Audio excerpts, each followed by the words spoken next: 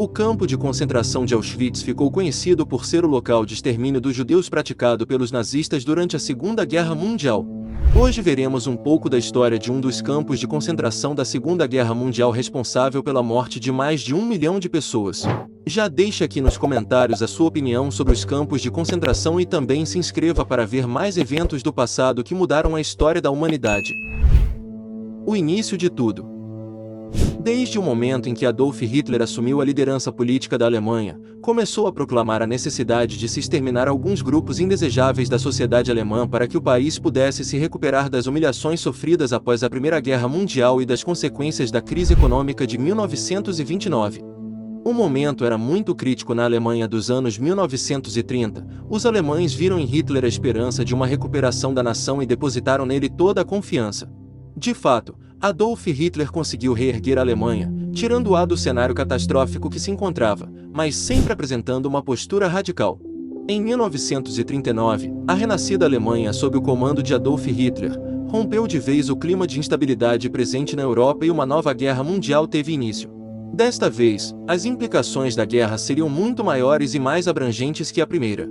A partir de 1940, os alemães começaram a construir instalações que serviriam como campos de concentração e de extermínio de inimigos e grupos indesejáveis da sociedade. Estas instalações foram construídas nas terras polonesas ocupadas pelos alemães. Foram 3 os campos principais auxiliados por mais 39. Localizavam-se nas cidades de Auschwitz e Birkenau, próximas da capital polonesa Cracóvia. Auschwitz. Os campos de concentração de Auschwitz, ou Auschwitz-Birkenau, tornaram-se símbolos do holocausto causado pelos nazistas durante a Segunda Guerra. Mas esses campos não foram criados somente para exterminar pessoas, suas funções se dividiam entre os 3 principais campos que recebiam o auxílio dos outros 39.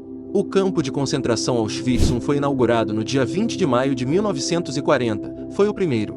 Era o centro administrativo dos campos. É nele que se localiza a famosa placa com a frase "O trabalho liberta". O campo serviu mais para a utilização do trabalho forçado dos prisioneiros, mas foi nele que os nazistas testaram a primeira câmara de gás. O teste inicial com o gás Zyklon B matou 850 prisioneiros polacos e russos, em setembro de 1941. A experiência foi considerada um sucesso e utilizada no campo em 1941 e 1942, além de serem construídas câmaras também em outros campos. De todos os prisioneiros que passaram por Auschwitz I, apenas 300 conseguiram fugir. Por outro lado, aproximadamente 70 mil prisioneiros polacos e soviéticos morreram neste campo. O campo de concentração Auschwitz II, construído em Birkenau em 1941, localizava-se a apenas 3 quilômetros de Auschwitz I. O objetivo principal do novo campo era efetivamente o do extermínio. É este o campo mais conhecido e onde mais se matou pessoas.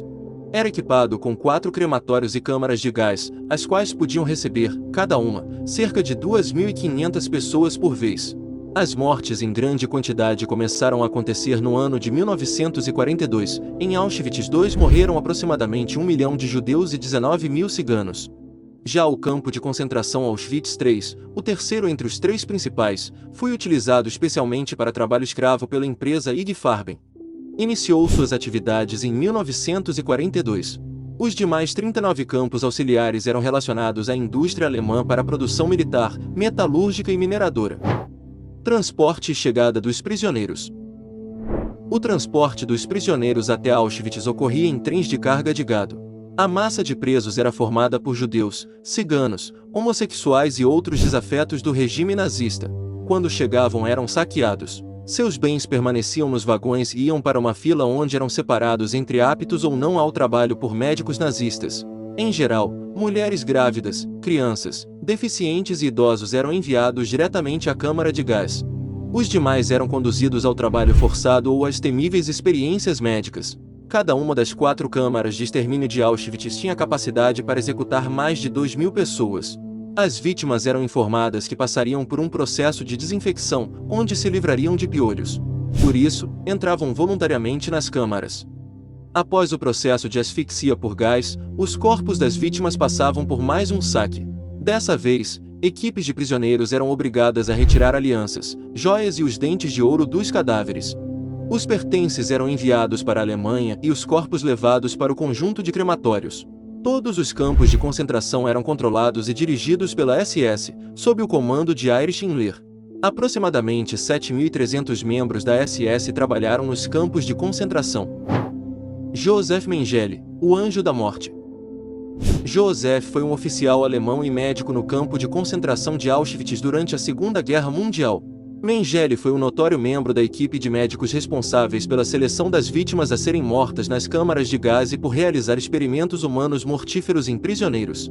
Mengele usou Auschwitz como uma oportunidade para continuar seus estudos antropológicos e pesquisas sobre a hereditariedade, usando prisioneiros para experimentação humana.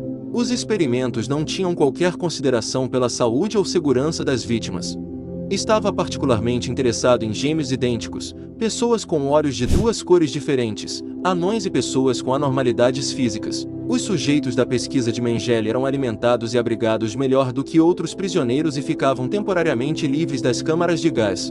Estabeleceu um jardim de infância para crianças que foram os objetos de suas experiências, juntamente com todas as crianças ciganas menores de 6 anos. A unidade proporcionava melhores condições de alimentação e de vida do que outras áreas do campo e inclusive incluiu um playground.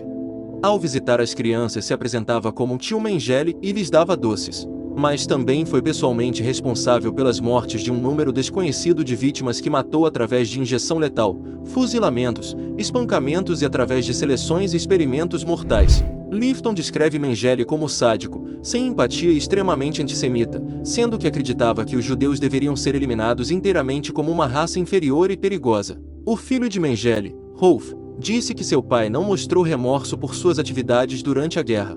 Mengele deixou Auschwitz em 17 de janeiro de 1945, pouco antes da chegada das tropas liberadoras do Exército Vermelho da União Soviética. Depois da guerra fugiu para a América do Sul, onde evitou a captura pelo resto de sua vida. A libertação. Quando os soviéticos chegaram ao campo, a fim de libertar cerca de 7 ou 8 mil pessoas prisioneiras, encontraram muita resistência do exército nazista, a SS, guarda de Adolf Hitler e vários soviéticos morreram. Antes e com a aproximação dos soviéticos, o exército nazista havia começado a destruir as câmaras de gás a fim de eliminar os vestígios de terror daquele local e evacuar cerca de 60 mil prisioneiros.